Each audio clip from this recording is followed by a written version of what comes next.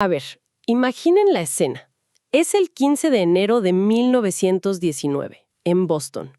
Pero no es un día normal de invierno. Es un día extrañamente cálido, casi como si fuera primavera. Poco después del mediodía, en el barrio de North End, que está llenísimo de gente, se escucha un estruendo profundo, sordo. Y justo después un sonido metálico, como una ráfaga de ametralladoras. Pero no eran balas, eran los remaches de un tanque de acero de 15 metros de altura que acababa de reventar. Y lo que salió de ahí no fue agua, fue una ola de melaza. Una ola monstruosa, oscura, pegajosa. Hoy vamos a meternos de lleno en la gran inundación de melaza de Boston. Suena a algo, no sé, casi absurdo, ¿verdad? Pero fue terriblemente real. El balance final, para que nos demos una idea, fue de 21 muertos y 150 heridos. Cambió la ciudad para siempre. Exacto. Y lo que queremos explorar hoy no es solo contar la anécdota de una catástrofe rara. Queremos desentrañar cómo una cadena de negligencia corporativa y una serie de fallas de ingeniería garrafales llevaron a esto. Y más importante aún, cómo este evento, este desastre pegajoso y mortal, forzó un cambio radical en las normas de construcción en Estados Unidos. Para eso vamos a revisar crónicas de la época, análisis de ingeniería forense y también estudios más recientes de fluidos que nos dan una imagen mucho más completa. Muy bien, metámonos de lleno en la escena. El North End de Boston en esa época era el barrio más poblado de la ciudad. Un lugar lleno de inmigrantes, sobre todo italianos. Imagínense, gente viviendo, trabajando, todo en un espacio muy, muy reducido. Y la calle Commercial era un hervidero. Muelles, almacenes, un tren elevado, gente por todos lados. Y en medio de todo eso, un policía, Frank McManus, hace una de las llamadas más surrealistas de la historia. Sí, llama a la central y dice algo como: envían a todo el personal de rescate. Y la razón es: hay una ola de melaza bajando por Commercial Street. Me imagino la cara del operador del otro lado. Habrá pensado que era una broma. Seguramente. Pero era aterradoramente real. Y hablemos un poco de la física de esa ola. Porque los números son, difíciles de creer. El tanque tenía 2.3 millones de galones de melaza. Eso es más de 8.7 millones de litros. Al reventar, toda esa masa se liberó en una ola que los estudios calculan alcanzó entre 7 y 12 metros de altura. Espera. ¿12 metros? ¿Eso es que un edificio de 4 pisos? Exactamente. Un edificio de 4 pisos de melaza. ¡Wow! ¿Y a qué velocidad se movía? Porque uno se imagina la melaza como algo lento, muy espeso. Y ahí está lo terrible. Se movía a 56 kilómetros por hora. Toda la energía potencial que estaba almacenada en esa masa a 15 metros de altura se convirtió en una fuerza cinética brutal. Fue como un tsunami, pero más denso. La fuerza fue tan grande que arrancó un vagón de tren de las vías elevadas. Simplemente lo destrozó. Aplastó edificios de madera como si fueran de cartón y empujó una estación de bomberos completa fuera de sus cimientos. Cuesta hasta imaginarlo. Y en medio de esa fuerza bruta estaba la gente. Hay una descripción del periódico Boston Post que se te queda grabada. Dice: los caballos morían como moscas en papel matamoscas pegajoso. Cuanto más luchaban, más se hundían. Es una imagen de pesadilla. Y las víctimas tenían nombre: Pasquale Llantosca y María Distacio, los dos de 10 años. Estaban afuera recogiendo leña, aprovechando el día cálido. Murieron al instante. O George Leahy, un bombero. Estaba durmiendo en la estación Engine 31 cuando la ola la golpeó y lo arrastró. Sí, y lo que es particularmente trágico, y los informes forenses lo detallan, es la forma en que murieron muchas personas. No fue solo el impacto. Muchos quedaron atrapados en la masa pegajosa. Era tan densa y se enfriaba tan rápido que se convertía en una trampa mortal. La gente se ahogaba lentamente, quedaban inmovilizados mientras la melaza les llenaba las vías respiratorias. Un final horrible. Entonces llegamos a la pregunta del millón, ¿no? ¿Cómo es posible que un tanque de acero simplemente explote? Porque para los vecinos, aunque el colapso fue un shock, la idea de que algo andaba mal con ese tanque no era nueva. Y aquí es donde la historia se vuelve indignante. Era un secreto a voces. Totalmente. El tanque goteaba desde el primer día que lo llenaron. Era tan común que los niños del barrio iban con cubos y latas a recoger la melaza que se acumulaba en la base. Para ellos era como un dulce gratis. O sea, el problema era tan visible que era parte de la rutina de los niños. Increíble. Y no solo goteaba. Los vecinos se quejaban de que el tanque gemía y temblaba cada vez que lo llenaban.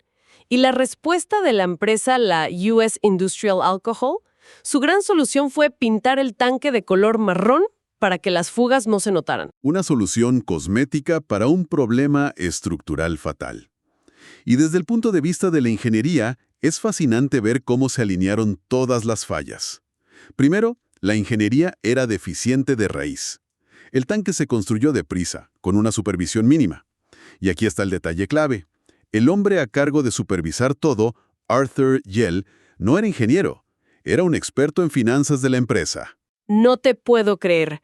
Pusieron al contador a cargo de construir lo que terminó siendo básicamente una bomba de melaza. En esencia sí, y se nota. Las paredes de acero tenían la mitad del grosor que deberían haber tenido según los estándares de la época. Además, análisis posteriores del metal mostraron que el acero era muy quebradizo, especialmente con el frío. No estaba hecho para soportar el estrés de llenarse y vaciarse constantemente. De acuerdo. Tanque mal diseñado, acero de mala calidad y supervisado por alguien que no sabía de ingeniería. Ya suena terrible. Pero, ¿por qué explotó justo ese día? ¿Hubo algo que lo detonó? Esa es la pregunta clave. Sí, el detonante fue una combinación de factores. El primero, la temperatura. Como decías, la temperatura en Boston subió de golpe. Pasó de unos gélidos 17 grados bajo cero a más de 4 sobre cero. Un cambio de más de 20 grados. ¡Wow! En un solo día. Exacto. Ese calentamiento rápido expandió el acero y además hizo que la melaza de adentro empezara a fermentar, liberando dióxido de carbono. Eso aumentó la presión de una forma exponencial. Y para colmo, acababan de meterle más melaza, ¿verdad? Precisamente. Apenas 2 días antes, le habían bombeado un cargamento nuevo de melaza caliente, recién llegada del Caribe. Esa melaza más caliente se asentó sobre la más fría que ya estaba en el tanque, creando unas tensiones térmicas internas enormes. Y aquí entra la pieza final de rompecabezas, la física de la propia melaza. La melaza es lo que llamamos un fluido no newtoniano. A ver, explícanos eso. Para los que no somos físicos, ¿qué significa fluido no newtoniano? Significa que su viscosidad, o sea, su espesor, no es constante, cambia con la temperatura. A medida que la melaza se enfría, se vuelve increíblemente espesa, casi sólida. Así que la melaza caliente de adentro al salir y chocar con el aire frío de enero se espesó casi al instante. Y eso explica 2 cosas. ¿Por qué la ola fue un muro destructivo y por qué los rescates fueron una pesadilla? La gente quedaba atrapada en algo que se estaba endureciendo a su alrededor. Claro, lo que te golpea es un líquido a 56 kilómetros por hora, pero lo que te atrapa es casi un sólido, una trampa mortal. Entonces, después de la ola, del horror que pasó, los esfuerzos de rescate, entiendo, fueron heroicos. Los primeros en llegar fueron unos cadetes de un buque cercano, el USS Nantucket. Pero se encontraron con una escena dantesca. Los rescatistas se quedaban atascados hasta los muslos en la melaza. Sí, ellos mismos necesitaban ser rescatados a veces. Y la limpieza fue una tarea monumental. Tomó semanas. Al principio intentaron usar agua dulce con las manguelas de los bomberos, pero fue inútil. El agua simplemente corría por encima. No la disolvía. Para nada. Hasta que a un bombero se le ocurrió la idea de usar agua salada del puerto. Resulta que la sal rompe la estructura molecular de los azúcares de la melaza mucho mejor. Así que empezaron a bombear agua del puerto y poco a poco lograron limpiar las calles. Pero el puerto de Boston se quedó de color marrón por meses. ¡Qué imagen! Y mientras todo esto pasaba, la respuesta de la empresa, de USIA, fue culpar a otros. Su primera declaración pública fue que unos anarquistas habían puesto una bomba en el tanque. Una táctica cínica pero astuta para la época. Era la época del miedo rojo, con mucho sentimiento anti-inmigrante. Culpar a un grupo marginado era la salida fácil. Pero la mentira no duró. Y esto nos lleva a las consecuencias a largo plazo. Se presentaron 119 demandas contra USIA y se consolidaron en uno de los primeros grandes litigios de acción popular, una class action lawsuit contra una corporación en Estados Unidos. Y ese juicio fue una batalla legal enorme, ¿no? Duró años. Totalmente. Sentó un precedente. Duró 5 años y fue una guerra de expertos. USIA llevó a sus ingenieros que insistían con la teoría de la bomba. Pero los demandantes presentaron pruebas irrefutables. Demostraron que el acero ya quebradizo y que no cumplía ni los estándares de la época. Al final, un auditor judicial dictaminó que la única causa fue la negligencia de la empresa. USIA tuvo que pagar $628,000 en daños, que hoy serían como $9 millones. Pero el legado más importante no fue el dinero, fue el cambio en las regulaciones. Aquí es donde la tragedia se vuelve una historia nacional. Exacto. Este es el verdadero legado. Antes de este desastre, las regulaciones de construcción eran muy laxas o ni existían. Los arquitectos no tenían que firmar sus planos, los ingenieros no tenían que sellarlos con una licencia, no había inspecciones obligatorias. La tragedia de la melaza fue el catalizador que impulsó la creación de códigos de construcción modernos y la necesidad de licencias profesionales en todo el país.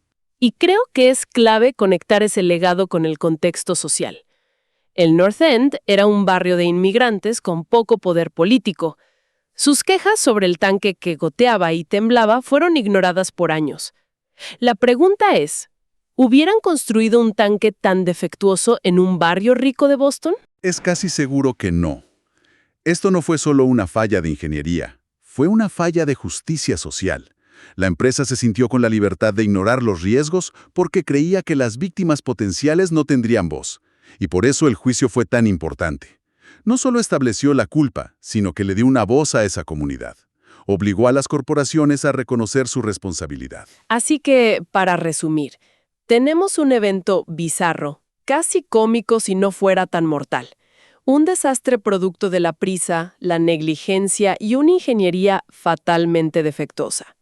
Y todo en el patio trasero de una comunidad que no tenía cómo protegerse. Y esa es la gran paradoja. Fue una tragedia terrible, pero que, indirectamente, salvó incontables vidas en el futuro. Forzó la creación de las normas de seguridad que hoy damos por sentadas. Cada vez que vemos un edificio alto o cruzamos un puente, de cierta forma nos estamos beneficiando del doloroso legado de esta inundación. Hoy, en el Parque Pupolo de Boston, hay una pequeña placa en el suelo que recuerda el desastre. Es muy fácil no verla. Pero quizás los verdaderos monumentos a esta tragedia no están en una placa de bronce. Están en los cimientos de cada rascacielos, en la estructura de cada puente, en cada proyecto que se hace de forma segura, porque un ingeniero certificado tuvo que firmar los planos. Y esto nos deja con una reflexión, ¿no? ¿Cuántas de las protecciones que consideramos normales en nuestra vida nacieron de desastres olvidados como este, cuyas lecciones fueron escritas con sangre?